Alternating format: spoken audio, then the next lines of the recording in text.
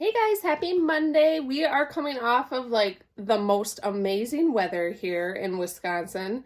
And I have been like in a super good mood all weekend because the sunshine. It's just like an instant mood booster. But we have a couple like it's like new arrivals, but they are actually just like replacement parts and add-ons for our Queens Chalice. So this is our super cute floral cup. Queens Chalice, this came out last summer. We still have some of these available. Loving, of course, the pattern of this. So cute. I'm all about like the fun colors. We now, for those of you who have the Queens Chalice, or if you have like another cup and need replacement parts, we do have the replacement lids available. Those are going to be $5 for the replacement lids. And we have replacement straws if you broke your straw, lost your straw, and these are only $1 a piece.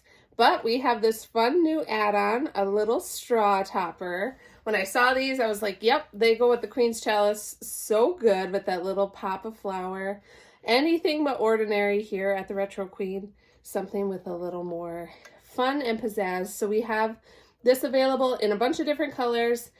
This is a blue with a pink center. Let me see what other colors we have here.